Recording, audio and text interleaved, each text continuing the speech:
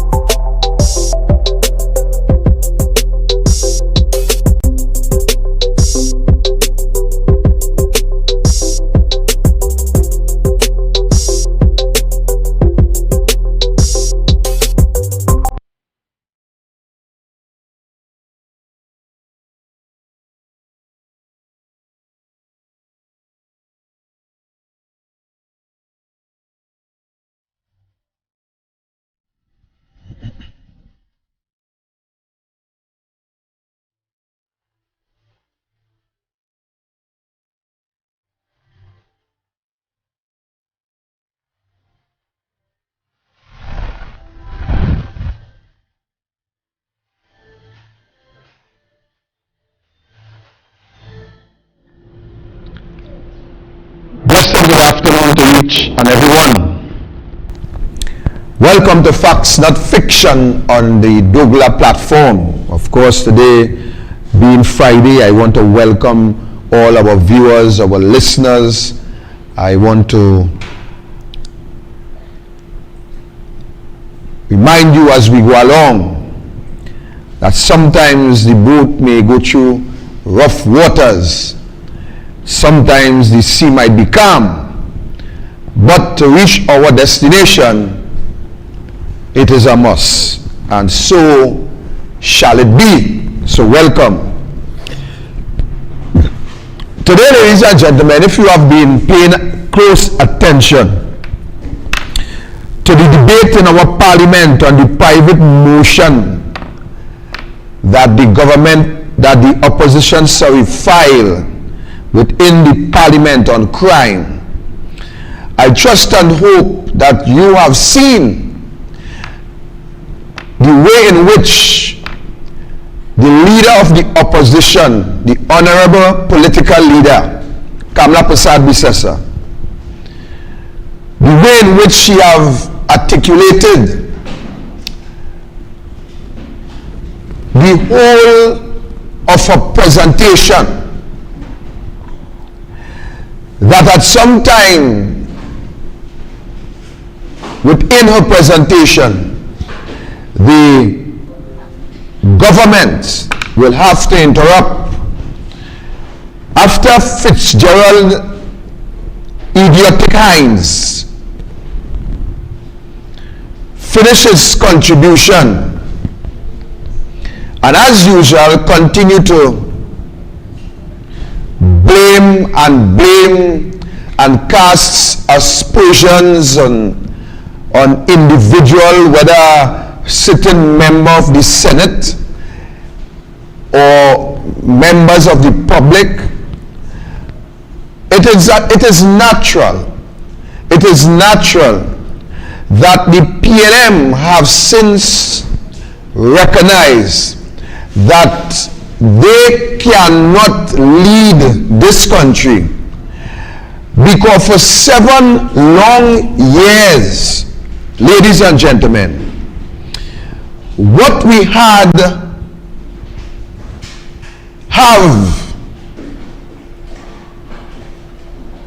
is the blame syndrome.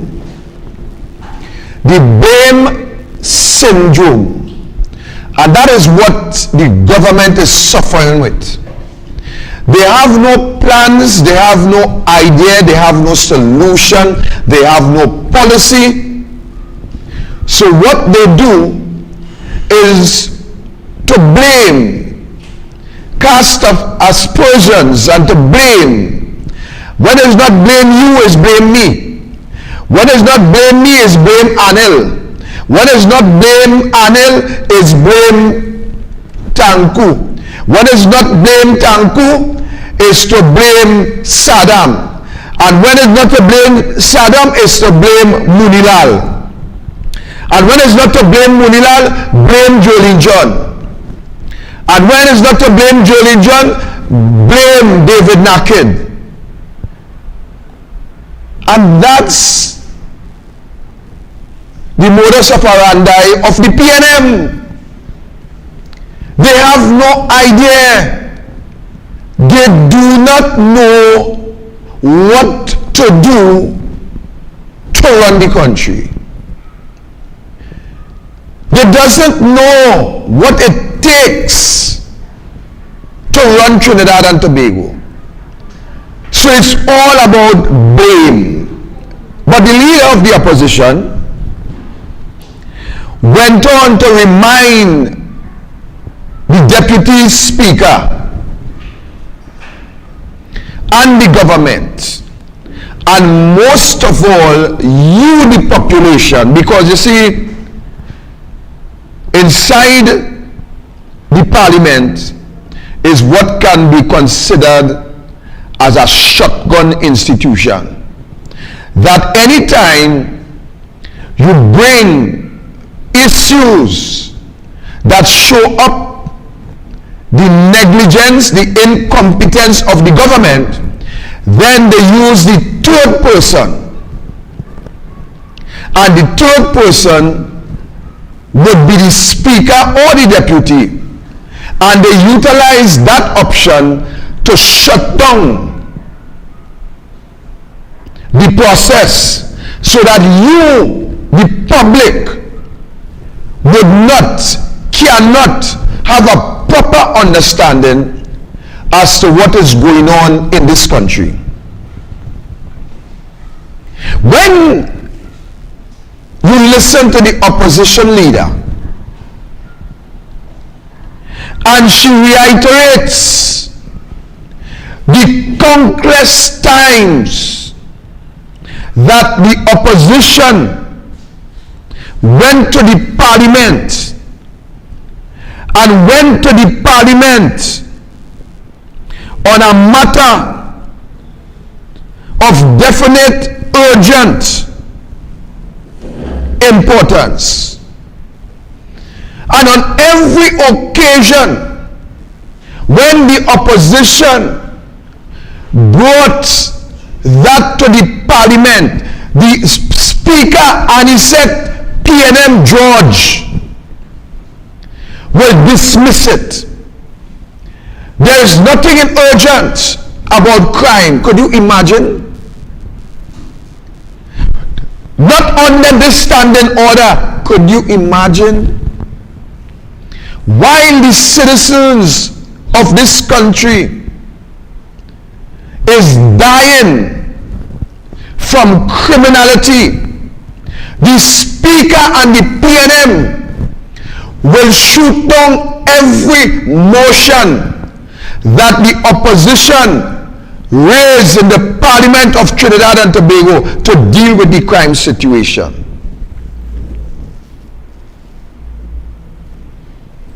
Countless times.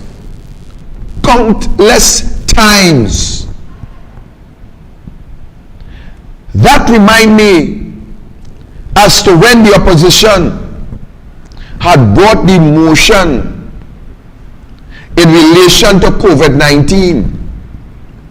And under COVID-19, the speaker, the minister, the prime minister, the whole team refused to sit down and to debate and to put a solution in place that would have saved over 4,000 citizens in this country. The level of negligence, the level of incompetence, the level of stupidity that this government demonstrates in every aspect, in every walk, in every talk, there is no action by the government. They fail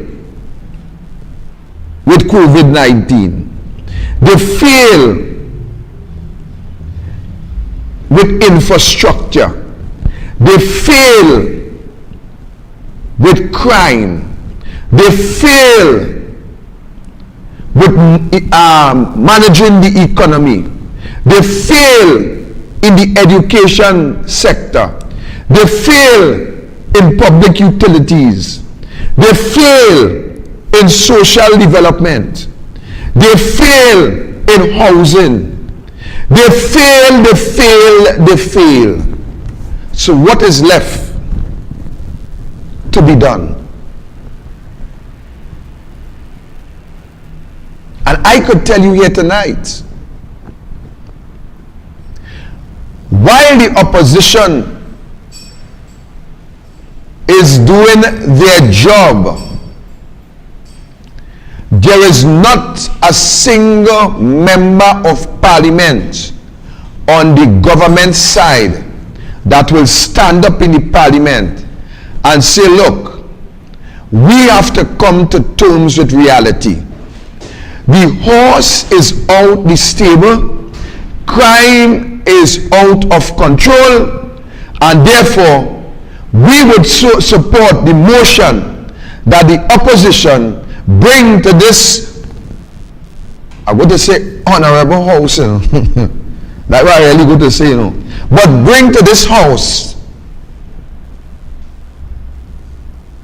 what the opposition has brought to the house. We will support, and therefore Fitzgerald Hines must resign immediately. You will never see that. That and God face they will never see. Because, ladies and gentlemen, we playing the fool in this country. We making joke in this country. We not serious about what is happening, the state of affairs in our country. Because if we were serious with the state of affairs in our country, I am telling you, this government would have done called election already. But we not serious. We take everything for granted, and we adjust ourselves to everything that happen. Everything that go on in the country, we continue to adjust ourselves to it. So crime is out of control. Murder on the increase. Robbery on the increase. Home invasion on the increase, rape on the increase, domestic violence on the increase, minor petty crime on the increase, gas on the increase, food prices on the increase, utility bills on the increase, everything on the increase. And all we do as a country is just sit down and we adjust ourselves to suit what is happening. Let me tell you what happened. About 2 or 3 weeks ago, I had a spanner.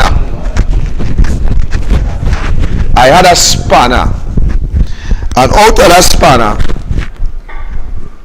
that spanner, I was showing you the people that the government continue to adjust you. A shifting spanner. And I was demonstrating how the spanner will open and how the spanner would close. And that is what you are doing to yourself.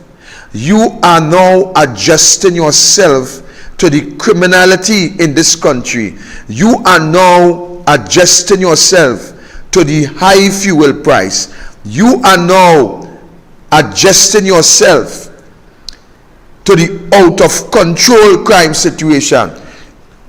You just like a tool. And a tool is important only when it is in use. Because you could have a pot spoon to turn your pot. And if you never cook, that pot spoon is of no importance. It will remain on the wares rack there, and it may footy get rust right there, because there is no use for the pot spoon, because you have nothing to cook.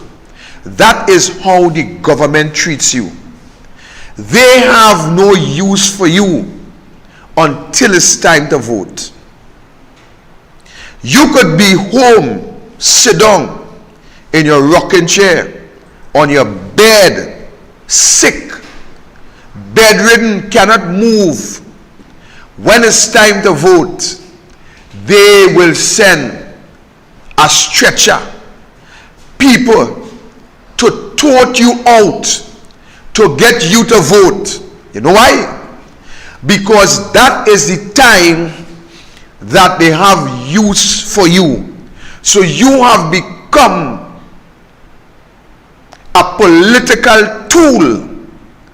So it's only when they have use for you, then they utilize you to keep themselves in power. And after that process has been completed, they have no use for you again until the cycle comes around. And that is what they do to you. And you have since adjusted yourself to that treatment and that behavior. You have adjusted yourself to be used as a tool, as a spanner. You have become comfortable in that mindset that what we are saying to help you to come out of that mindset, it seems that we are cursing you. It seems that we are disrespecting you. First, you are seasoned and you are comfortable in that situation. First, you have adjusted yourself, like how I am adjusting this ridge. You have become so comfortable in this position that when we try to adjust you, to help you to understand that you are important, that you have value, that you must not allow yourself to be used, it appears as though that we are disrespecting you, because we are helping you to understand your own value. We are helping you to understand that your value is of such importance that you don't even understand your own value in this society. You has become so complacent that you believe that when the PNM use you to campaign and to spread propaganda, that is your value, that there is a joy when you perform those acts on behalf of those who use you, like this spanner. And when that process is finished, then you are back on the breadline. Then they treat you like filthy rags. They treat you like dogs. They treat you without mercy. They punish you. They beat you. They buff you. After they have utilized you to remain in high office. Buff number one. Ill treatment number one.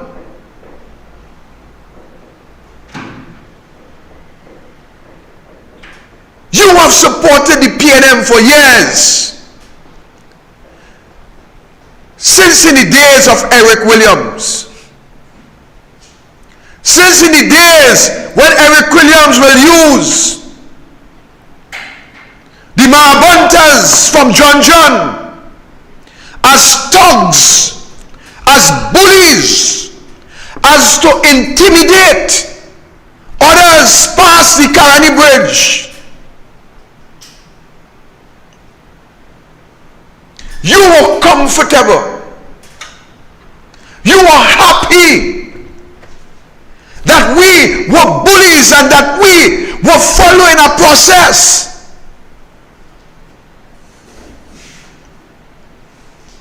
That they would continue today while they modify the process. You wondering why crime is out of control. You wondering why the opposition had to brought that private motion in the parliament on crime. Well, let me help you.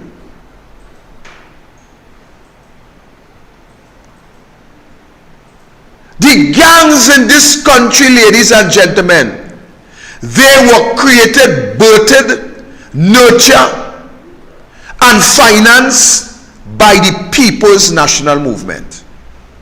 Let me say it again.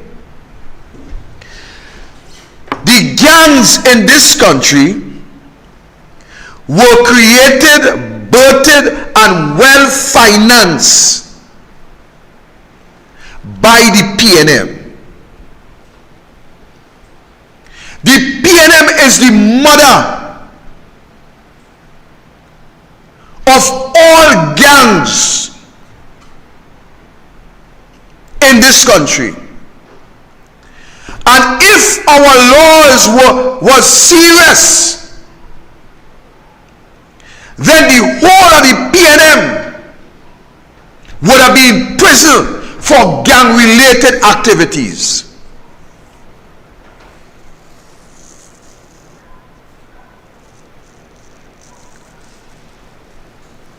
Let me prove that to you. Somebody may be saying, well, like this man gone mad. This can't be facts, not fiction. This look like fiction without facts. Somebody may be saying that now. Some troll may be typing that all now. So let me help them before you type. PNM troll. When Eric Williams was utilizing the John gang, the Marabuntas, to intimidate, to brutalize, to beat.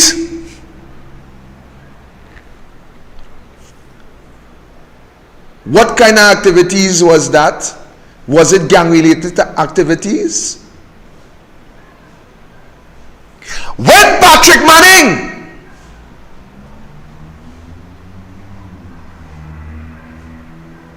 had appointed Margera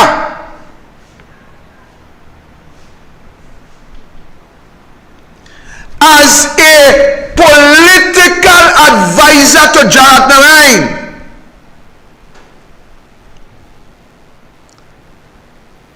while the TTPS witness was saying that Margera is a gang leader and was wanted as a person of interest in many shootings and murder in this country. But they couldn't touch him because he was appointed by the Prime Minister at the time, Patrick Manning, as an advisor to Jarat Narain. What was that? When the audit in URP, local government, came out and there was evidence of ghosts to the tune of hundreds of millions of dollars,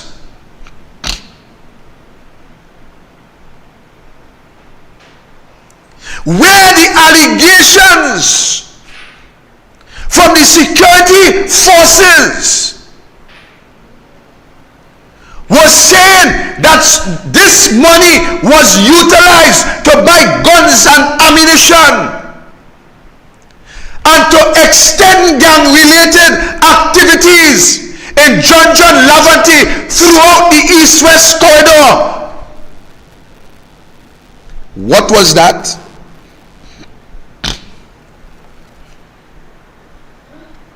When cocaine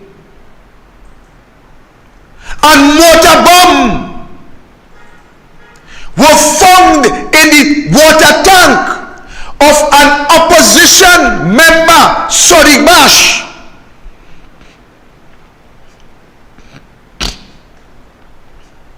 and a witness came forward with the evidence that he was hired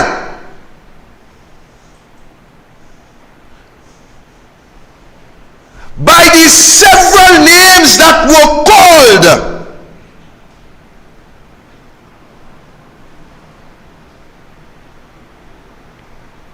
Whoever was Los Angeles,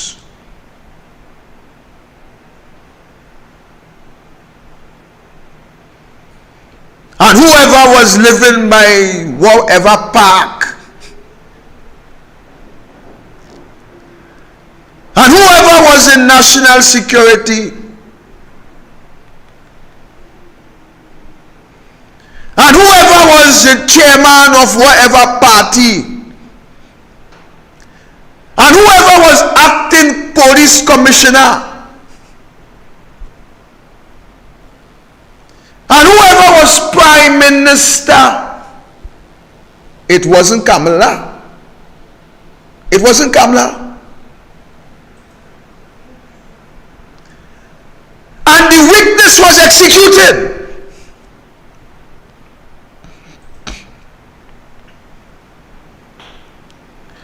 Before he could give evidence. What was that? When you was Samaru, who brought to the forefront children who appears to be Faris Alwari children with high-power sophisticated weapons, and Samaru was found with a gunshot to the back of his head and several ribs broken. What is that?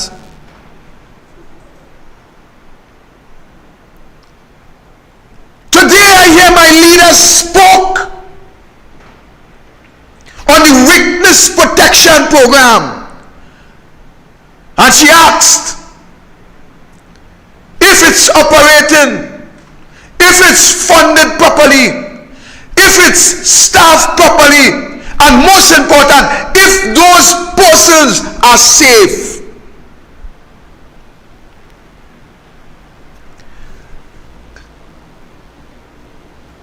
They were killing in St. Mary's a couple years ago. A couple days ago, I was reliably informed that the witness will no longer testify in that matter. There was an individual in police protection. The individual who brought the allegation that a former attorney general asked him to plant a bug in an opposition senator office.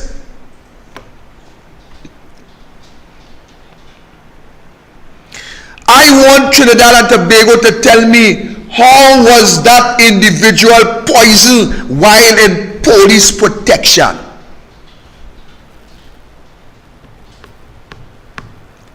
And I ain't talking about food poison.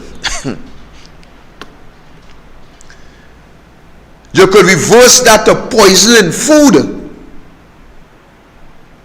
How could a witness in protective custody die by poisoning?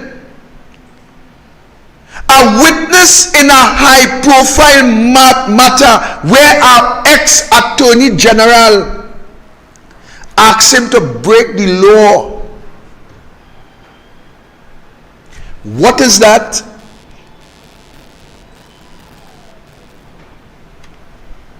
I could go on to a man who kicked Tutu water and Heinz. Tutu water.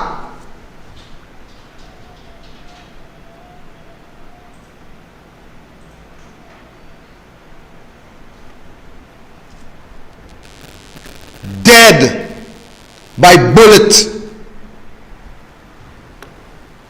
What is that? I could tell you about another witness who was a witness to a police shooting down in the West.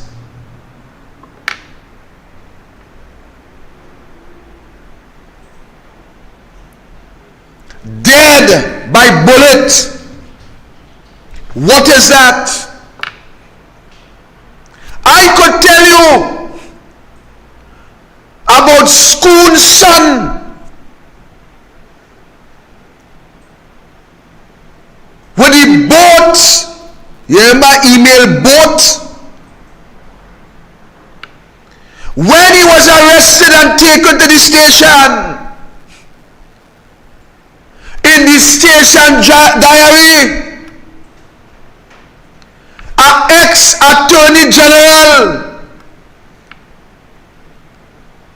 were blatantly interfering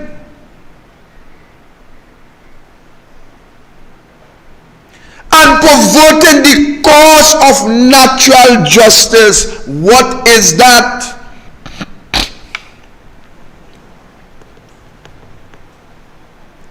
I can also tell you about an indemnity agreement where an attorney general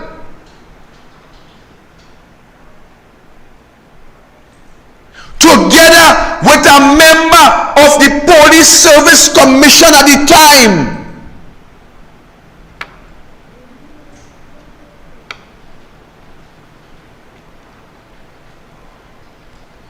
had this Romeo and Juliet affair, this love affair with a witness.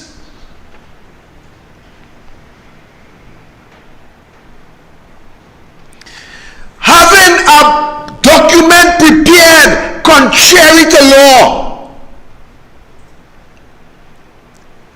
exempting that witness from every conviction,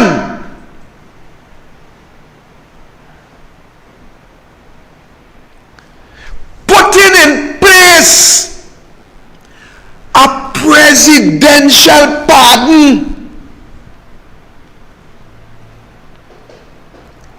When you look at that document, you will see where an agreement had been reached, where the president would grant a pardon to Vincent Nelson,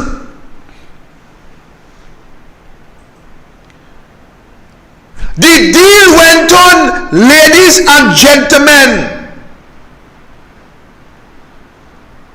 where the Attorney General and the government of Trinidad and Tobago, according to the Attorney General, who tell us that he had discussed that matter with a Prime Minister, a National Security Minister, a Minister of Energy, and other members of the cabinet.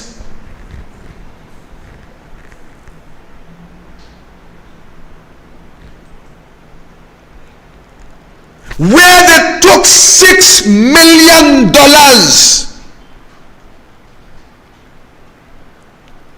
to pay the lawyers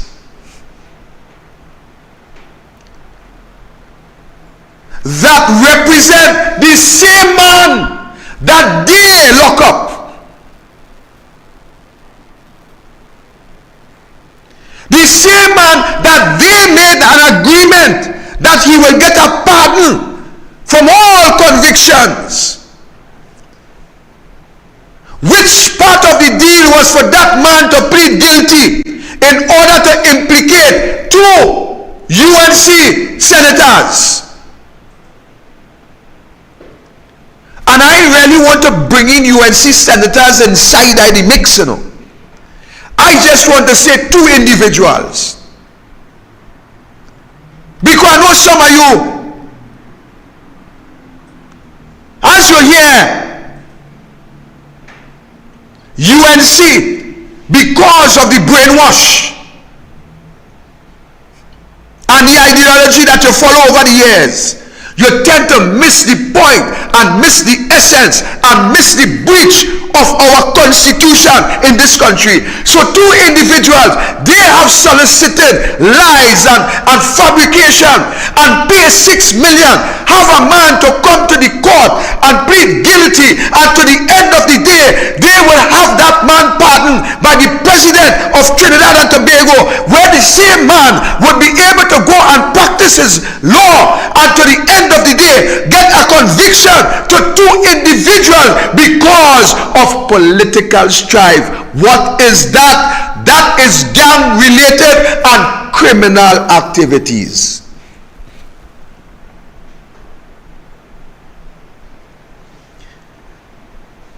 I can't bring it more simple than that for you to understand. They have organized crime. This government is involved in organized crime. And the way they organize crime in this government is by putting members of the syndicates in strategic positions. So any investigation against the government or against the government ministers, against government senators, would reach nowhere, starting inside of the parliament. And that is why the motion that is before the parliament would fail, because of those who they have placed in strategic position to ensure that the motion failed. I don't know if you are getting to understand the capsizing of your democracy. I don't know if you are understanding that we are now very well into the house of a dictator. You see, when democracy fails,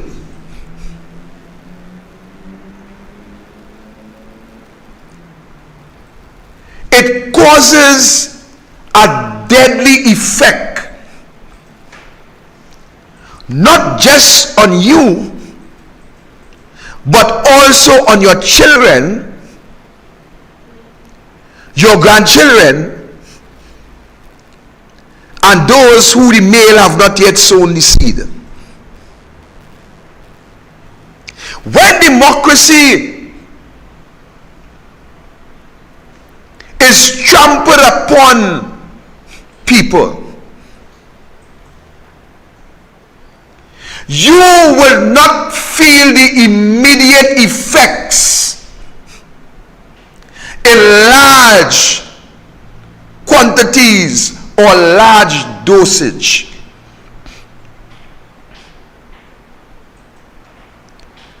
Because they trample upon the Constitution by small footsteps. You know, when your baby learning to walk,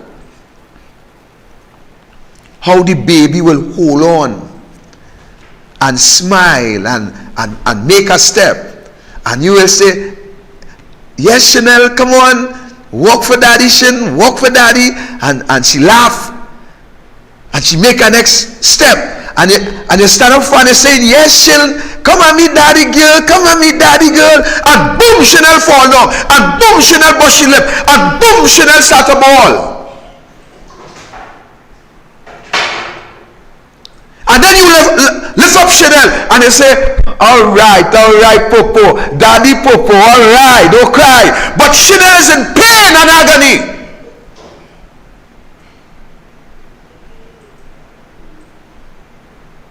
Let me explain that to you. That is exactly the behavior of this government. They're laughing and they're introducing small measures. Cap the gasoline, send up cost of living a little more, shut down the oil field, lick up employment, impose more taxes on them, and they smile. You hear calling him both? They ain't riot yet. Once, twice, 3 times, 4 times, I will do it again, and they ain't riot yet. And he laugh. You know he laughing at? He is the man who is saying, come Shin, come. And Rowley will tell you, weed off the government, and you will clap and you will laugh. Whether or not you know the meaning of the word, but you clap and you laugh. Rowley will tell you, we closing out Petrochemical, coming out of the refinery business, and you will clap and laugh. Only to realize, which you now start to realize, that you fall down. Your lip bust. But you ain't feeling the pain as yet because you know it has take a while. But you fall down. You are on the ground in this country. How many of you can provide for your family? How many of you can repair your leaking roof? How many of you can send your children to school? How many of you could buy a book for your children? How many of you could put a saving in the bank to deal with your health as you get older?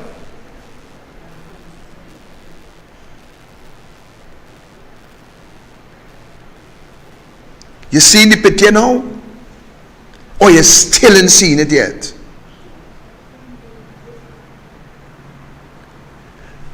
Democracy is important, ladies and gentlemen. You have seen the government mash up a police service commission because Rowley could not have his way with Gary Griffith. I don't care whether you like Gary Griffith or not. I don't care about that. Because Gary Griffith was not our constitution.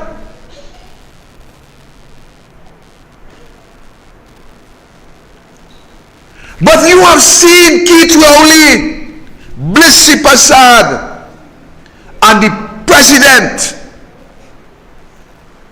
of this country mash up the Police Service Commission in order to get rid of Gary Griffith.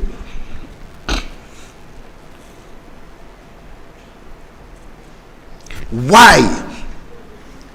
Let me help you to understand something.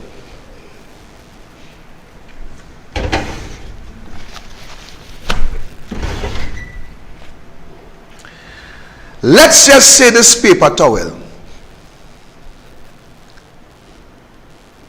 is the merit list.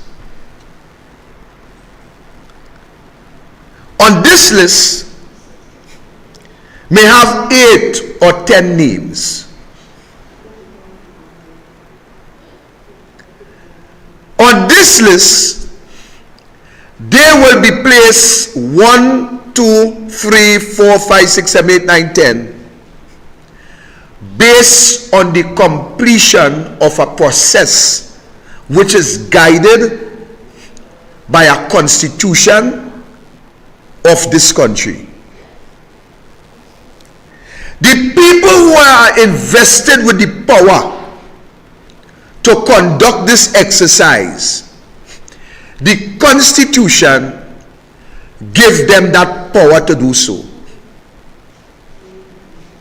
But on this list, where the Constitution makes provision for that process to take place, the Constitution also gave instructions as to how this process must be completed and fulfilled. So after the Police Service Commission do their thing, not by any individual thinking, but by what is set out in the article to complete this, then this would be agreed upon by all the commissioners within the commission, and then the Constitution tells you that this must be folded, this must be sealed, people's signature will be affixed to this document, and then what inside it would be transferred from here to there. But there are rules in order for this list to move from here to over there. But the rules tell you that when it leaves here, on its way to over there, is like the long time saying of a Rasta man: forward ever, backward never. So this cannot, this vehicle have no reverse gear. No reverse gear. So once the process is completed according to the commission rules and regulations that is set out by the Constitution, then this must be delivered to the president. When it reaches here, nobody, absolutely nobody, including the President of the Republic of Trinidad and Tobago, could tamper, could send back, could mash up, could throw away. Nobody. The Constitution is clear. From there, it goes to the Parliament. Now, if Keith Rowley, for whatever information he had or gather or get or pay for,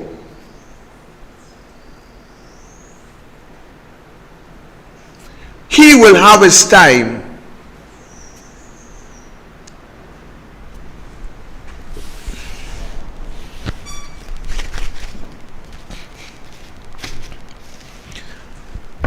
in the Parliament to start from number one. Gary Griffith. Madam Speaker, the government of Trinidad and Tobago, based on the information that is in our hands,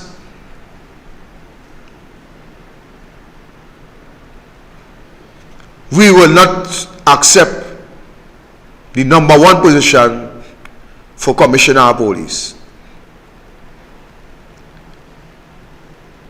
It will be debated in the Parliament. It will have a vote. The government had the majority. But I want to tell you how good democracy lies. If Rowley have whatever information he have, and the Parliament vote for Gary Griffith, then Rowley could fire the whole cabinet, he could dissolve Parliament, he could lose confidence in them, and we could have a fresh election. But Rowley is not the Lord. Rowley is not immortal. Rowley, we does not operate a constitution on a unilateral basis.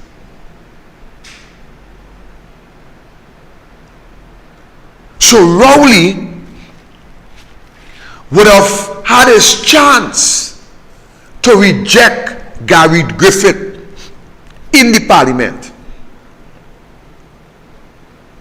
without breaching the Constitution to get rid of Gary Griffith.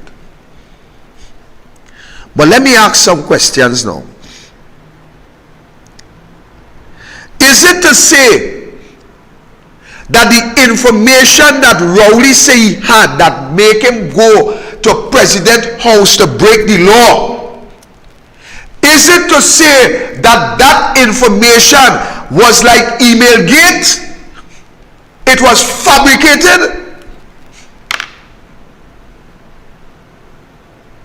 Because one with good judgment would believe that if a prime minister has substantial evidence of wrongdoing of the police commissioner, I think that the ideal place to deal with it is to the Parliament, and then the prime minister also have the option to write to the director of public prosecution and the police acting commissioner to launch an investigation into the conduct of the former police commissioner.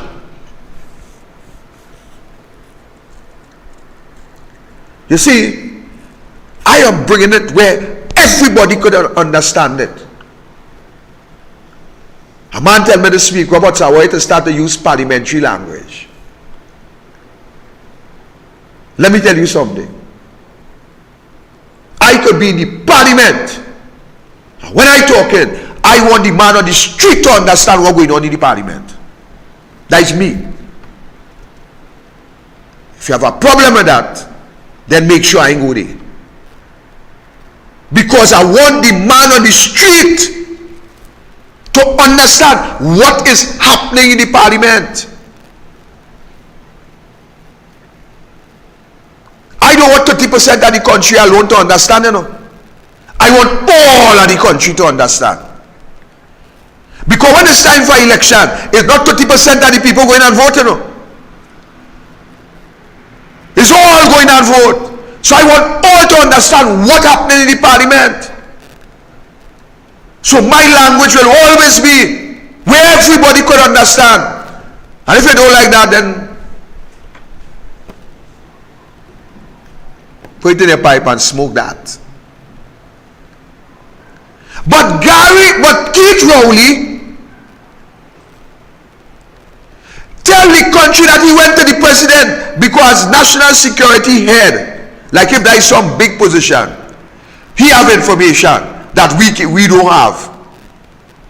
You see, when you utilize those dotish options,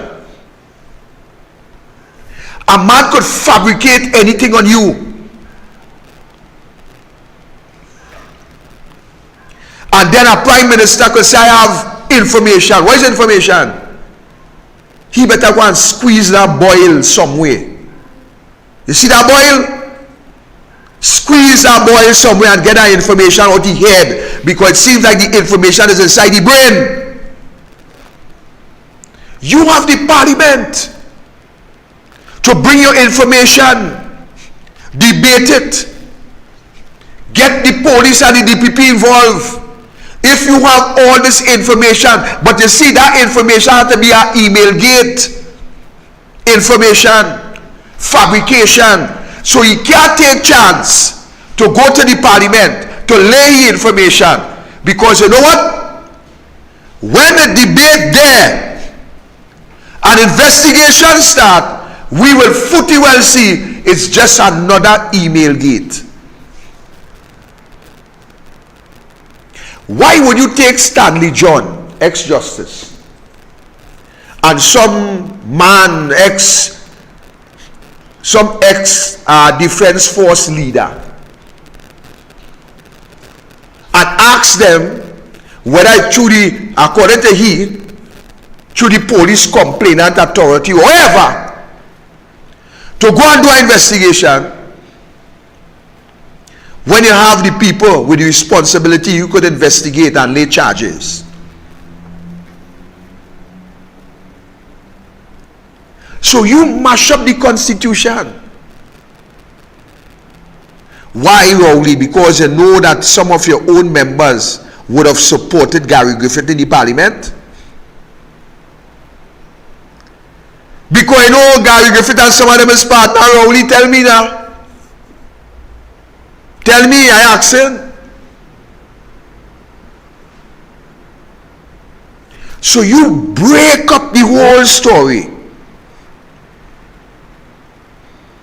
Involve the president in your conspiracy.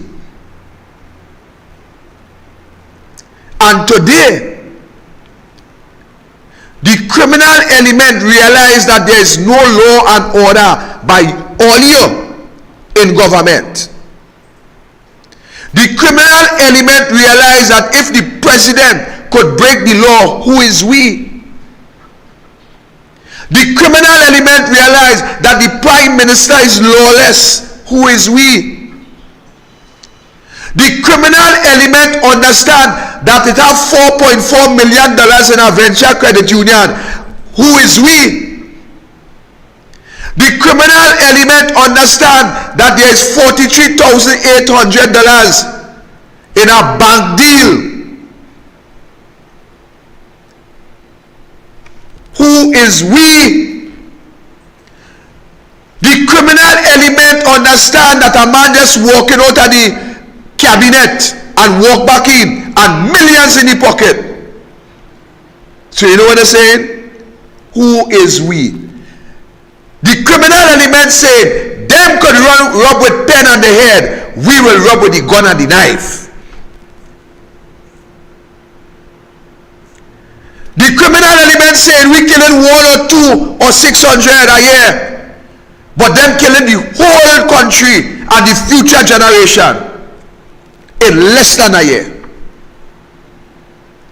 Ladies and gentlemen, the criminals in this country is fully aware as to what is going on in government, because the government utilizes the criminal element every time an election is called. The United States Justice Department, in their report, speaks of police, lawyers, and other high-ranking individuals who is involved with criminal activities, and they went on to say that the government of Trinidad and Tobago is not really enforcing the law.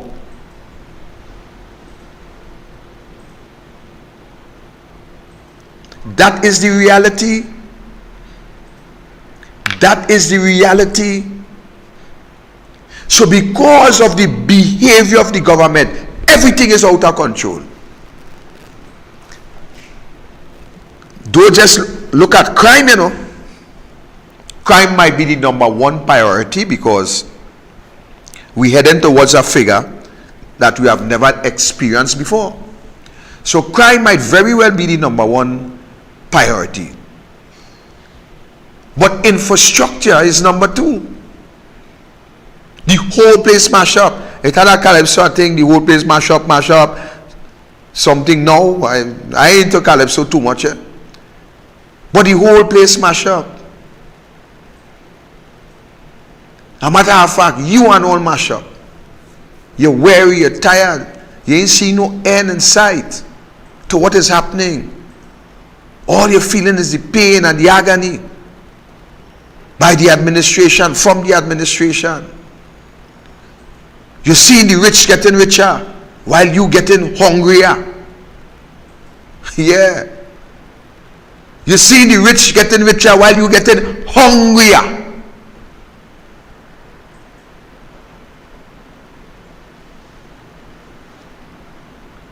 Now, how can we continue?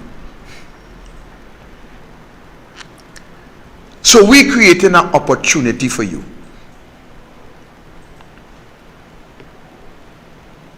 We're creating an opportunity. Actually, we're going until about 8:30. We're creating an opportunity for you. You could probably numbers there. Actually, we will take some calls just now. We're creating an opportunity for you, the people of this country.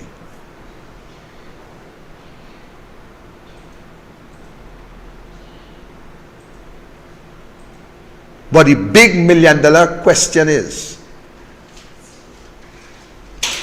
would you capitalize on the opportunity that we are creating for you, the people of this country?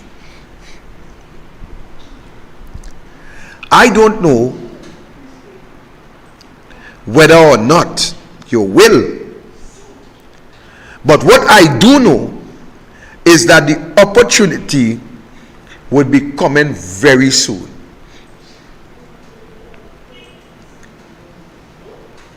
I want to ask you if you are satisfied where you are when you compare to where you were. I want to ask you if you are satisfied where you are by comparing where you were between 2010 and 2015.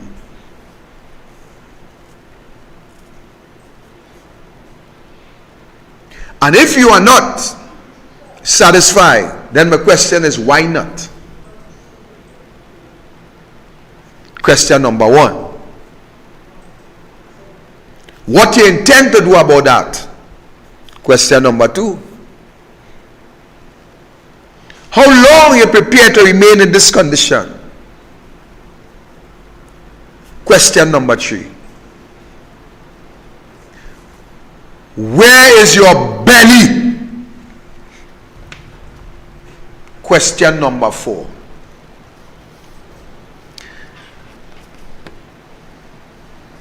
Let me talk to the UNC people now.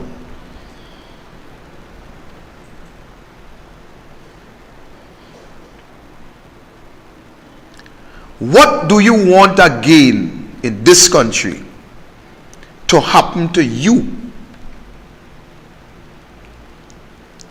for you to come out and make that stand?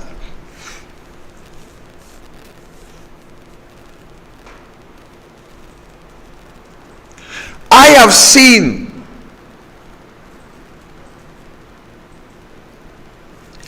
Bazde Pandey,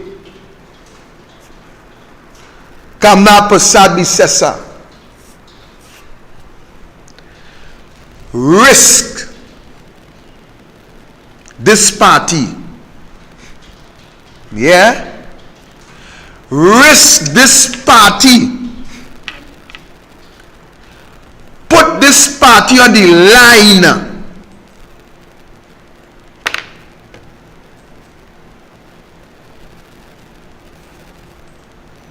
because of your weakness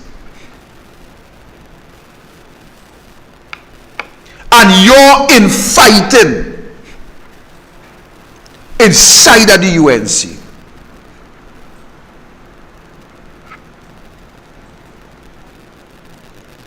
When Kamla and Pandey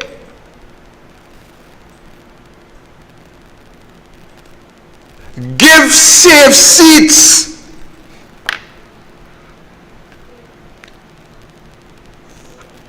to individuals to form a coalition government,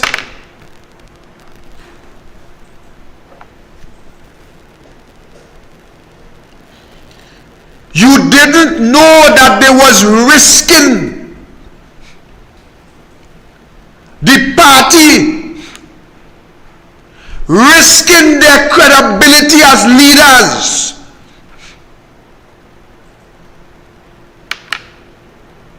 because of you.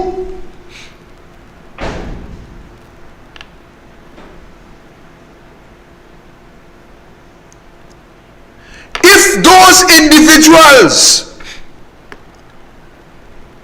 who Kamlan Pandey had given those safe seats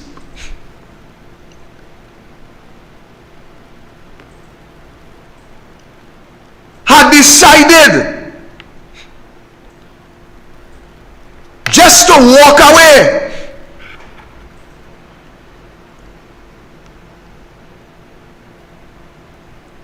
what you think would have happened to the UNC?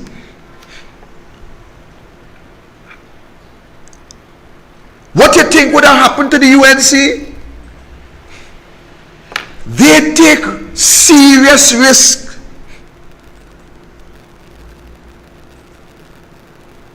by putting those safe seats in the hands of people outside of the UNC.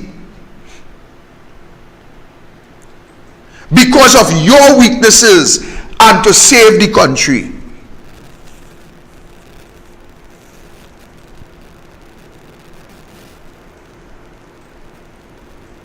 We have to now build this party.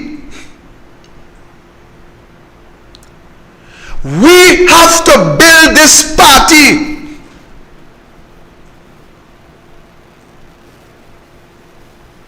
where we do not have to join forces with no outside force to form government. We have to build this party where we do not have to put our seats in the hands of individuals who will turn around and undermine in order to keep us in a position.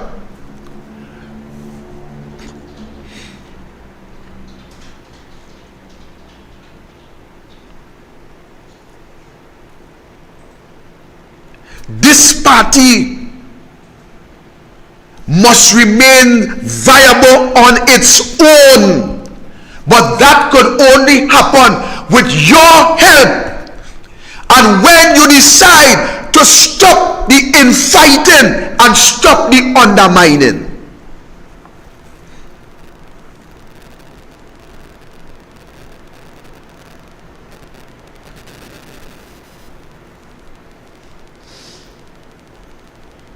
If if you want to save this country, if you want to save this country,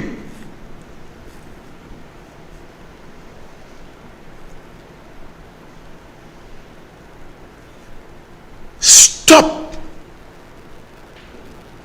trying to destroy the party because of your own ego.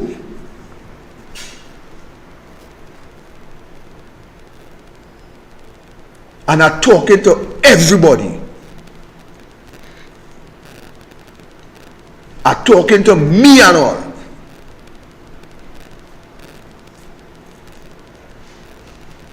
Every Monday morning, because all you didn't get all your way, and because all you can't have all your way, all you believe that the newspaper is the place.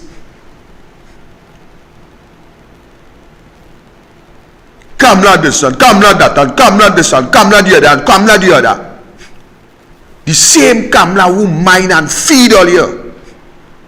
The same Kamla who put all in a position that all you benefited from.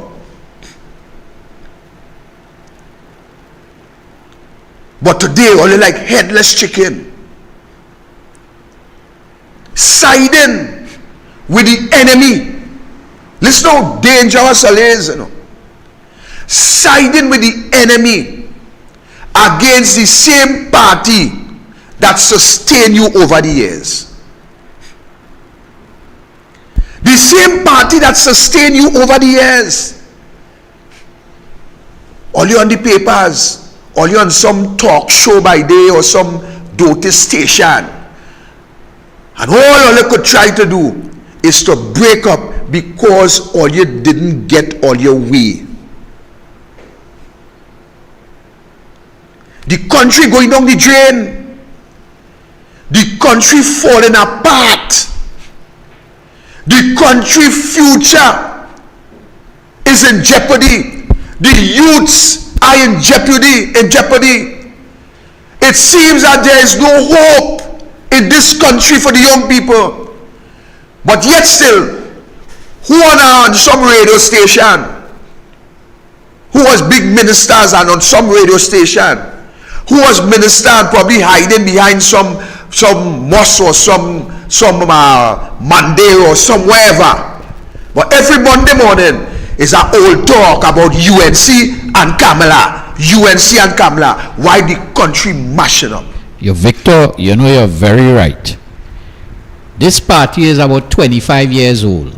It may have had, still living, at least over 250 former members of parliament and senators just outside there, leaving the party on its own. And these people are very, very competent, very knowledgeable, have very substantive people, and they just sit on the side. It seems as if the UNC is only important if you have a pay to draws. Yeah. Is this thing so important? Is the country so important? Are people's lives so important that you must be only draws in a pay? And you know, afraid to say what I'm going to say, sometimes I just feel the current ones, let them don't have the office, they disappear and they join on that bandwagon too. So you're very correct. We need to study the country. We need to study the future. It's not just about drawing a pay and having a big position. I telling you, we have over 250 have people who were just recently, up to 3 years ago, were members of parliament. And because they don't have these positions, or I'm afraid to say, is because they're not drawing a pay, that they can't come and contribute. Look at how this fella, Dr. Tim Gopi Singh. I just feel so good to see the vibrancy at which he is contributing, you know. He is on the national executive. Yeah. He is now the COO of the party, making sure that the officers doing their job. We have very substantive, competent, hardworking men that have a lot of experience and things to contribute that could help topple this weak, incompetent, good-for-nothing government, but they choose to just stay in the background. I can't understand this one, boy, Victor. I just be through the length and breadth of this country. I have met plenty of those individuals that you're speaking about. Some of them have called my telephone because I always give my number. And they will say, Mr. Roberts, we would like to see you. I went in Central, I went Kunupia, I went all over this country. And actually, you know what people are saying to me? Some of these same individuals. We will come back in the party when Kamla go. I say, all right, fair enough, fair enough. Why you think Kamla should go? You know what is the answer, Archie? You will shock to hear what is the answer. Because Kamla didn't treat me good. Kamla really didn't give me what I deserve. You hear what I'm telling you? And they, some of them might very well be on the live. That is the answer. They are telling me that they will come back when Kamla go. And when I say, okay, but what? Why Kamla have to go? And they will tell me, she never treat me good. And she didn't give me what I deserve. You know what thing I do for this party? You know what thing I do for this party? And why get? So I understand the problem with these people, you know. Welcome, caller. Good evening, Mr. Roberts. Good evening to you, Archie, and to everybody out here. Archie, you are so right. You are so right with what it is you said here just now. And Mr. Roberts, so are you. Go to the top of the class. When your own flea bites you, you have nothing worse than that. And they real biting when they can't get what they want. Excuse me. When they were feeding at the trough, they didn't have a problem. When their nose was in the trough, they didn't have a problem. But today, because they couldn't get what they want, Kamala had to go. Kamala is a weak leader. And you know what is hurtful? Up until the 2020 elections, they were supporting her. But because they didn't get senatorial position or MP position, they out there not put it on billboard and all kinds of things and back up in the woman. I always keep telling them, when all you're doing these things, nobody will want to join the party, and then all you want to blame Kamala for losing the election. When you are having protests and things, you are not seeing these people. Show the people that you're still there helping. But no, only when there's an internal, you're seeing them, they're wearing their ugly heads, and they're coming out and when they can't get away, oh, Kamala, fix the list. Kamala this, Kamala that, Kamala the other. But show people that you are interested in the party and in the country. I will never forget Gypsy. When Gypsy went up for screening, Gypsy came out and said that Kamala is the best, Kamala this, he's a podcast. Within 24 hours, the man's sound change. You ever hear PNM people doing that? Look at what he did Penelope Beckles and Amy Brown and all that. And not a word. They went there quietly. You know who I just always admire? Annie Roberts. Yeah. Annie left. Correct. Yes, Annie left. And you never hear Annie say a word against Mrs. Prasad Sector. And when she brought him back down, everybody vexed. But you know what? I stand with her with that one. Bring him back. He stood up with her. Never one day back talk about all this vexed now because she bring him back. Look, all they go to hell, yes? Take care and have a good night. Thank you. and that is reality. That is reality. Some people telling me they ain't get this and they ain't get that. Like it's a kind of gimme. I had to get, and if me get, I mash it up. If me get, I break it up. And if me get, I the end of everything. That is what it is. Pandey and Kamala risk this party, have to give safe seats to individuals to form a government, to help this country. And when these people should stand up now and help this country to come back to reality, because people are living in a dream, you know. They feel that things is alright. They can't even provide food and they still believing they have food in the shelf. They can't cook a pot, but yet they're still washing the wares and putting on the plate when it's lunchtime and setting the table, even while they know it have nothing to come in the plate. That is where we are. Yes, that point that Ms. Santa Cruz brought up about Anil is a very good example. Anil, through no fault of his own, did nothing wrong, and out of abundance of caution, the boss asked him to go clear his name, whatever. The man gone in the wilderness for so long, he clear his name, and he never once bad talk the lady and bring down the party. As a matter of fact, he started to work hard, and he worked very hard behind the scenes, all doing this Douglas politics, all these things. And through recognition, the boss must be say, well, look, Anil, you know, I want to appoint you as senator. So it have your ways that you could be back in business. Roberts, I wouldn't be surprised if the boss make you a temporary senator or something. And it is not because you came out and you do the hard work. Look at Tim Gopi Singh. We thought, well, you know, Tim Gopi Singh had a long, good career and time to take a rest. But he come back out and he working, and very often the man end up in the Senate. Right? So it is all about working hard and contributing to the party. And you will, what it is you want to get? Work, office. You know, when you're in government, there are thousands of positions. We have ambassadors to fill. You have boards to fill. Just come back on board and contribute. And the thing is, I am telling you, all these, almost all past UNC MPs were very intelligent, qualified, substantive, and productive, and did well. This man named Vasan Bharat, that man is an intelligent fella. Well, I mean, based on his performance, yeah, you know, not based on his political aspirations. Fix that quick, you know, Archie. His political aspirations is bizarre. Fix that quick, you know, Archie. But the man is an intelligent, competent, productive, substantive person. But Archie, a man tell me recently, the leader, he vexed with Kamla because Kamla didn't give him a seat. I said, all right, I want to try to help you fix that. I said, come and work with me down in library, and I will do all in my power.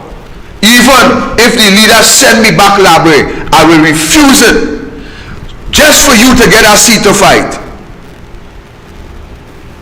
He said, I work too hard to go and fight in a seat that is not we own. You hear what I tell you? that is not we own. He want to go and place himself in a safe seat, a seat that he considered to be a safe seat. That is what he vexed for. Roberts, if you don't fight for a PNM seat, then you will never be in government. But that person not making any sense at all. You have to fight the PNM seats, you have to fight the library seat in order for us to be able to get a majority to get in government. So then clearly this person really only interested in a walk. And I will tell you the person off air. Before I go tonight, I will tell you who is that person. And this is where we are actually. We, the people in the UNC, is the UNC own downfall, you know. We in the UNCs, we own downfall, because here what? We so taken up in power and looking for a position, and we will do anything for two things. And I will, and you say careful with what you're saying, well, I ain't not careful with what I'm saying. I'm saying it. We will do anything for power two ways. We will walk away and try to mash up if we don't get our power, or we will try to cut each other throat in order to remain in power. And that is the two deadliest thing. That is the two most deadly thing that we continue to do over the years, and that is why we are in the position that we are. Because actually, I am telling you, my brother, I am telling you, because of my experience all over. I was telling Dinesh Rambadi the other day, I was up in the back of Alligator Trace. That is in this constituency. I was up in the back of Alligator Trace. Oh, that's the place where they find all the gun and thing. And before, went to look for gun or what? Going down in that same street, but they're having some problems there where the drain and the road is almost same level. And before I could tell Dinesh I was on Alligator Street, as I was down in Alligator Street, there's some people called me. He tell me, yeah, it have a problem there with the drain and this and that, and they plan to try to get that situation addressed in this fiscal year, right? But the point I make, and then a man was showing me down in the back by a place down there where they went and get gun and get this and get the other, down in the back of the same area. But the point I'm making is this: I just be all over Archie. People, just recently I was in Santa Cruz, I was in Stuart Young area the other day. I went down in the back of Santa Cruz, and some people carried me to show me a place where Heinz and all of them staying in the back there. But that is a program for next time. And some plannings, the building in the back there, some housing scheme to bring in people and real thing. But the point I'm making is I just be all about, and people just scorn me, Mr. Roberts, come and check this, Mr. Roberts, this, Mr. Roberts, that. The other was down in Couva North. I was up in Couva North the other day because another issue down there with some family and so on. And I remember to talk to the MP about it too. But the point I'm making is this: I just be all over the country. And when people telling me that they're done with the UNC because they ain't got position, where is that by? Where is that actually? I done with the UNC because me ain't got position. I done with the UNC because they didn't give me the seat. I done with the UNC because I wanted to be the counselor here and they didn't give me. I done with the UNC because this one bar talk me. I done with the UNC because that one bar talk me. And that, so like if Kamla go, all the problems solved. All the problems solved. So nobody go back talk them. They go get seat to fight. Anytime Kamla go, the problem might start. Listen man, they go get seat to fight all about. Kamla will go, they will get seat to fight all about. All of them go fight the same seat. I just show you how dotish people really is, Archie boy. Dotish. We have a country to save. We have a situation where people eating grass. I talked to a man by Woodford Square today, and they were telling me, boy, UNC and PNM is the same thing. I said, all right, help me to understand. I want to understand why they the same thing. Here what you telling me? What you call Road? What you call Road? Where she park up? PNM a Prado, UNC a Prado. It's the same thing. If you see about country, they're supposed to be coming to the parliament with a levy 14 or everything like everybody else. Well, I done that conversation one time. I finished that conversation because the most amount of dotish talk I ever hear. Actually, you have the right to buy a vehicle at your choice. Me have no problem with you on that. I have the right to buy a vehicle at my choice. I know that's some vehicle I will never buy because I think I tell you that already. Never. I could be walking on the parliament roof and trying to rectify the problem with all the water that coming inside the parliament. And mind you, I know the contractor who do the roof too, you know, Archie. I know the contractor very good who do the roof. You understand? One minute the contractor was supporting the UNC, and boom, at the same time supporting the PNM. You understand? And he support UNC on one hand, support PNM on the next hand. A matter of fact, the contractor buy a new brand police vehicle. A new brand police vehicle for .14 borough. You hear what I'm telling you? And he was just supporting the UNC. So I'm showing you how the game must play. That's how the game must play. You understand? And he telling me about something about he and who wife went to school together and they was in the same class. What had to do with me? Loyalty and no price, boy. Loyalty and no price. Loyalty and no price. And the same way a man could buy your loyalty is the same way he could sell you. That's reality. But coming back to the point, we have members and people, Archie, that this political leader, and that is why I will stand and defend Kamla anytime, any place, amongst all the wolves. I will defend Kamla. You know why? Because Kamla Prasad Bisesa stood out and still standing up for this country, and all the insults and all the bad name and all the nasty statements that you will hear emanating out of the I can't use that word. Let's call them some fat brigade, but forget the last word. The woman's arm, that's the proper word. All the nastiness that will come out from the P&M woman's arm, and all the stinkness that will come out from Rowley mouth against Kamla and women. Let me tell you something. Kamla remains an icon in this country. Kamla remains a champion in this country. Kamla remains the better prime minister who have ever passed through this country, and that I will defend, that I will support. So all the members, or the so-called members, the Devant and the Vasant and the Rambachan and all of them, oh Lord, because you say yes, you say Fat Brigade, boy, it have all them union leaders, all them churchmen, everybody, so much men, boy, big men, and you know what? She will deal with Rowley eventually. All of them, Archie, all. Let me call it again. The Vassans and the Maraj and the Rapachan and all the Ramonas and the whole team that believe that getting up our saw and trying to chop down the UNC, that they will get justification because whether they believe they didn't get position or they want to put their daughter in position, and who find Anita Haynes shouldn't be in that seat and all what they find. Let me tell you something. I have no respect for them. I fear none of them, and I could take on any one of them anytime and deal with them. Any one of them. Nah, but Roberts, I want them to join and make the party stronger, because right now there's so much work to be done.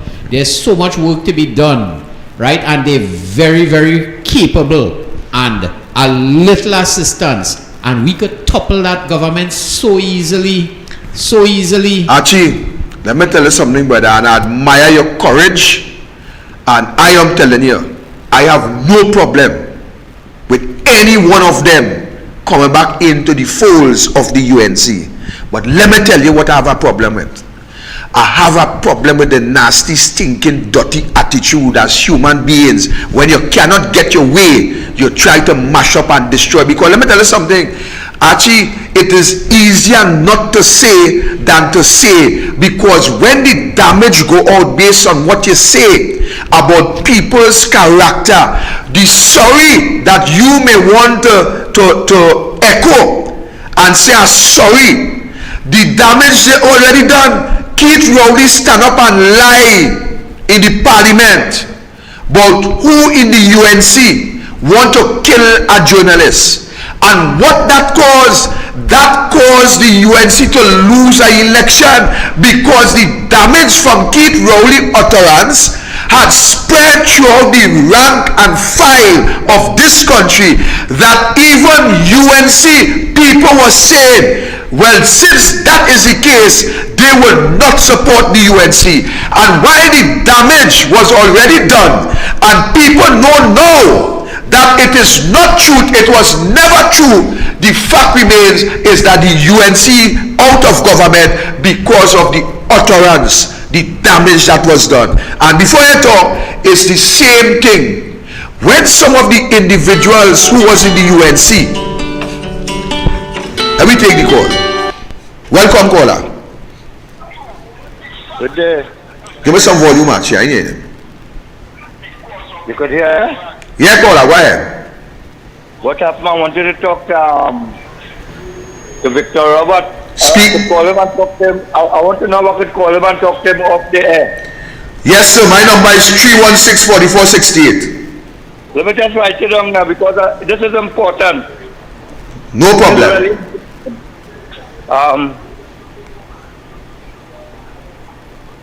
Tell me when you're ready. Don't stay long. Yeah, no, that's too long. I just get a pencil. Okay, give me it. 316 4468. 4468. I could call him tomorrow and talk to him off there? Yes, sir. You can call me. Okay. All right. Thank you. Okay. So the point I'm making is when the damage gone outside it is hard to repair it because the people of this country like so much canker and propaganda. I was listening at tape recently. With Jack Warner on an interview with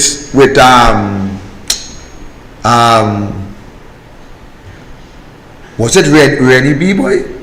Anyhow, recently I was listening to that tape actually. And I listened to that tape and listened to that tape and listened to that tape. And when I get sick, I just pause it. But I have it. I pause it. And I say, one of these days, when I in that frame of mind, I want to listen to the whole thing. Let me tell you something. When you have your wife or your husband, and you tell these people all kind of hurtful things, it does hurt Archie, and it has hurt enough. But when you go out in the public domain and you speak and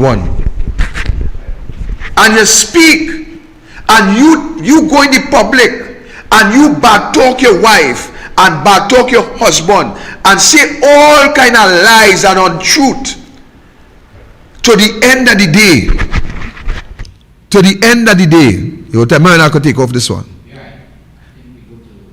Right, testing it. Hear me? Good. Yes. To the end of the day, you think you could just meet your wife or your husband and say, girl or boy, you know, I'm sorry for what I went on the block and say about you. Actually, that does go far, brother. That does go far. That creates a stain. That creates a stain on individuals, that people 5 years, 10 years down the road will still have it to believe in somewhat that what they have heard about you is true.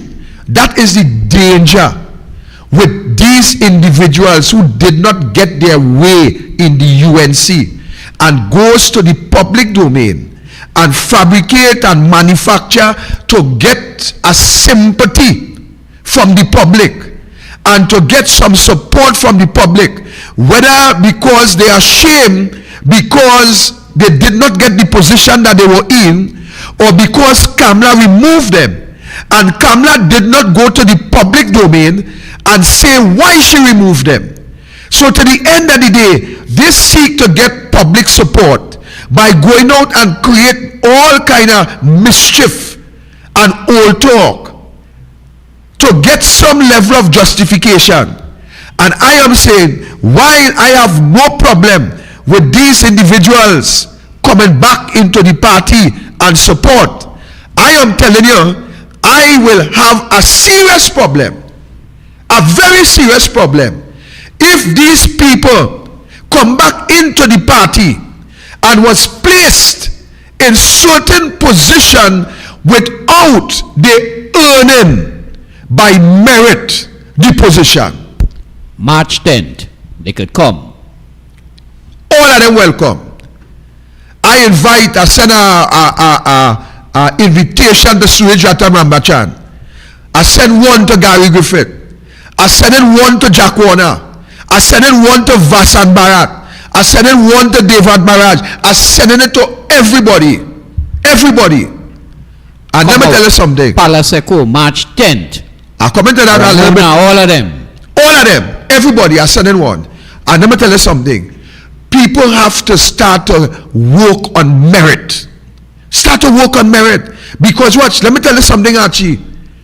And I ain't afraid to tell you, you know, we have too much of lazy people in the UNC too, you know. We have a bunch of lazy people too, you know. They won't even come out on March 10th.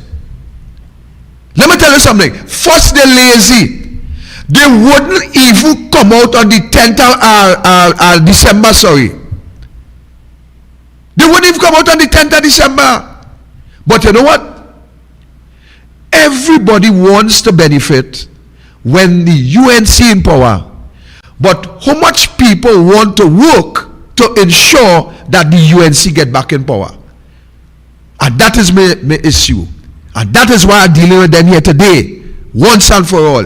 Get up off all your lazy bottom. Get up off all your lazy bottom. The country is falling apart. Stop thought feelings. Come down from there earlier. Stop thought feelings. Archie, the feeling so tight. You know my new name is the Blue Eye Boy. Well, I already said that Kamla rewards hard work. Kamla rewards hard work. Right? Archie, my name now All is people have to do is to come out and work hard. Archie. And Kamla just put you in front. Archie, my name is the Blue Eye Boy. So I watching into the mirror and I telling my daughter what it was. I said, girl, you better see if you get some blue contact lens for me to put in my eye and let me see how I go look. Because I don't know if Blue Eye Boy is to be walking up and down Trinidad and Tobago trying to get back the UNC in power. I don't know if Blue Eye Boy is having meetings here, there and everywhere. I don't know if Blue Eye Boy is doing what I am doing to ensure that the party is victorious. I don't know. I maybe just feel blue with the blows on my foot and my hand. But I don't know what that is. But that is still a matter for them. That is not a matter for me. My job is to do just what I do to assist to the best of my ability to ensure that the UNC returns to power where Trinidad and Tobago will have a future. And saying that, this picture on the screen is a picture from 1970. This picture on the screen is not in Haiti. This picture on the screen is not in Africa. This picture on the screen is not Nigeria. This picture is when men and women had fortitude and stamina and fire in the belly to stand up against the dictators and the policy makers back in 1970. That is the picture that you are seeing. Welcome, caller. Good night, Mr. Victor. Good night, sir. Archie, Freeport here, boy. How are you going? I good Freeport. Let me tell you something. I keep saying this all the time. It has too much of backbiters, but you don't take them on. You don't take them on. I telling you, I supporting you all the way. All the way. Because of by me have up here, you know. They are up here. They say how I bad talking them on radio. But me I care about them. Me I care about them. This man, where this man lives in, it have a big hole in the middle of the road. You seen everybody putting up everything all over the place. You can't see nobody putting up nothing but County Central. I don't know if they block me from the post that I can't see them, or if anybody is seeing it. All the landscape, everything. You're seeing nothing, no way, boy. And then they say, the 1 foot man from Freeport bad talking them. So you go all the way. You go all the way. I always say it has half of the people in the UNC, one Kamla as leader, and the next half one Kamla seat. And you see all them will follow. You ask them to come back. Forget all of them. Because when they come back, they're walking with a gun in the crutch. They're walking in a gun in the crutch to stick you up because they don't like you. Freeport saying that. Freeport saying that. You take care. Thank you, Freeport. And Archie, right, you're good. We good there, or you have to lower me down a little bit. We good there, right? Archie, here what I say. I, Victor Roberts, not in a beauty contest. I don't really care who like me or who don't like me. All what I'm doing is in the interest of country, and I am supporting Kamla Prasad Bisesa. So to the end of the day, everybody entitled to their opinion. I never had a problem with a man's opinion yet. All I saying, when you come to attack Kamla, come with facts. And if you attack Kamla with facts, facts are talking about, not fiction, then all I could do is to sit down, analyze, look at it, and then we could discuss it. But they see all this dotish talk and old talk, me have time for that with people. I don't care who Kamla go and who in Kamla go. What I care about is all of us have to get together and do what we have to do. And Freeport, I tell you, I'm coming up by you because I want to see what you're talking about. And I come in, don't feel I ain't coming, I come in. I'm just a little busy right now, but I'm coming by you. And I am saying, to the end of the day, everybody have to give a good account of themselves. Everybody, whether you're an MP or a councillor, you have to give a good account of yourself. Welcome, caller. Good night again, Mr. Victor. Good night, ma'am. I beg your indulgence one more time. Mr. Warner, you raised an issue with Mr. Warner. He did a lot to tarnish the image of the UNC. He was the one that talked about Kamala drinking and falling over some statue. He and Ramesh. He was the one that talked about the weed in the woman's house. He was the one that talked about all those MPs came in looking like Miss Howard Cat after they are a million years. And Rowley repeated it up to now. He was the one that talked about ministers had walls padded with money. That is why they sue him and they won. Gary Griffith was the one that came out and said, Kamala, let's have a 5-day weekend. You see where he ended up? That is karma. You don't interfere with good people like that. Yes, there was Dex or whatever, but look at what you did. And up to today, Rowley and them still repeating all that nastiness on the platform. How do you overcome something like that? You hear? And all the good work that Kamala did between 2010 and 2015 comes down to naught when that man started to talk and repeat every nasty thing that came out of Jack Warner's mouth. That is why, this is my opinion, I have no sympathy for him. Thanks a lot. Thank you, Ms. Santa Cruz. Actually, it changed 2010 to 2022. You're studying all the good things that happened in 2010. That is what's going on. You wish we was back in 2010. But we will get back there, don't worry.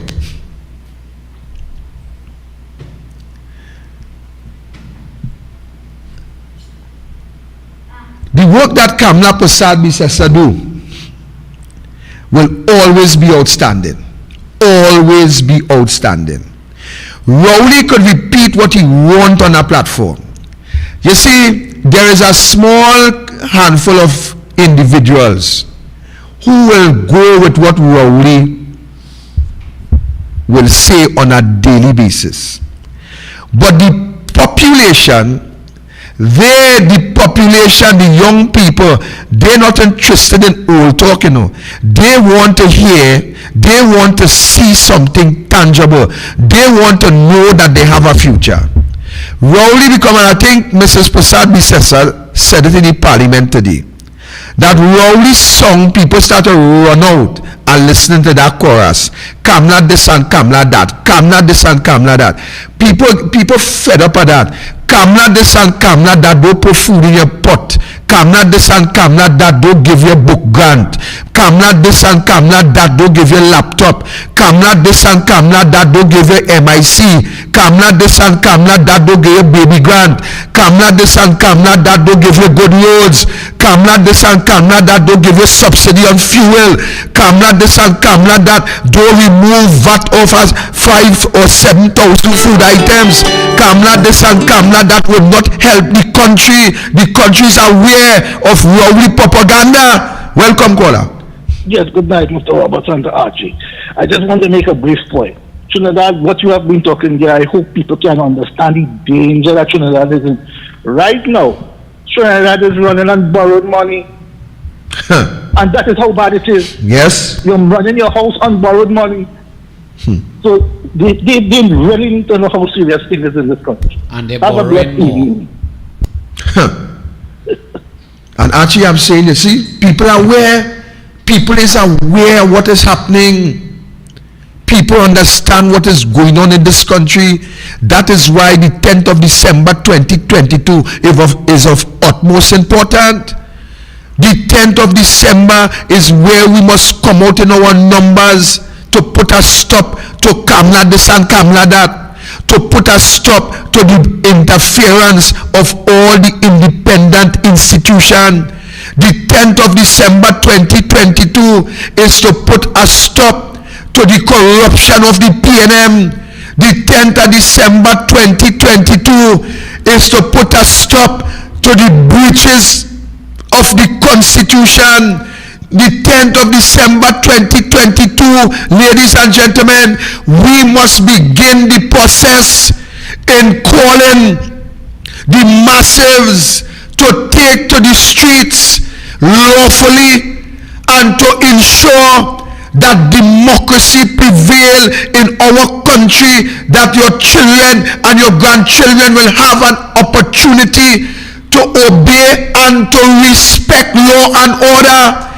When you have a prime minister who ought to be a mentor for the students in school, who will break and who will not respect law and order, who will call you names and use any phrase that come to his mind on public television, what does that tell you?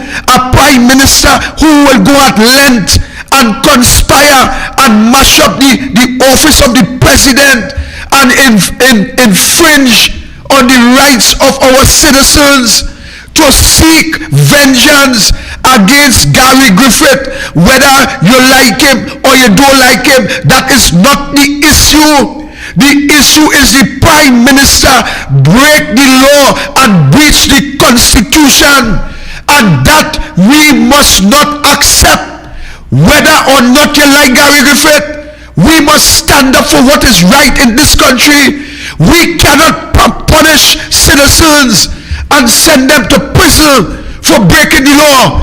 When we have the president, we have the speaker, we have the ministers, we have the prime minister, we have the acting commissioner of police, and the whole team doing as they want, and to the end of the day, nobody sends them to jail. This is what we must see. This is what we are attempting to achieve. Come out in your numbers on the 10th of December as we march three phases from Palo Seco to San Fernando on the 10th, from Sando to Chagonas on the 7th, and from Chagonas to Port of Spain on the 13th, Black Friday, while we must fill the streets of this country in black. You must not be able to see the streets. Heinz called for 180,000 persons to occupy Rice Road. When we are calling on the country to come out in your massives and let us save this country from the nosedive that the pilot Keith Rowley and the co-pilot and the hostesses, which is the ministers and the cabinet, has now taken the path to crash this country, bringing our children and others to the point where we will have to run as the Venezuelan migrants are running from Venezuela. We must demonstrate. The Constitution, Section 4, give us the authority to stand up and to express, and that we must do. So come out in your numbers on the 10th of December at 7 a.m. You could drive. You could drive. You could come in a bullcat. You could come with a bullcat. You could ride. You could borrow Keith Scotland bicycle. What about the truckers? You could come with your truck. Come with everything. The motorbike people. Come with everything. Bring your pram. And if you're in a wheelchair and you need somebody to push you, I have my daughters, my sons, and myself ready to lead in front of that wheelchair and bring you to San Fernando safely under the watchful eyes of the police, who we are writing to get that protection as as we walk the streets, according to Section 4 of the Constitution, to tell the government, obey the law or go. Obey the law or go. And you know this government bent on breaking the law. And if that's the case, then there's one solution. Archie, any closing words before we wrap up?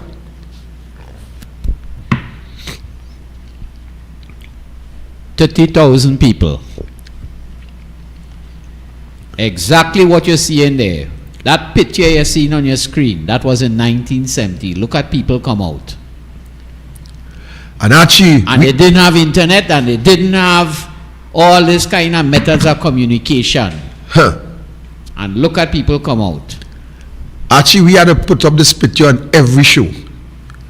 Every show, we must put this picture up, so the people in this country would see how people stand up for democracy. Archie, back then, a boy couldn't get a work in the bank.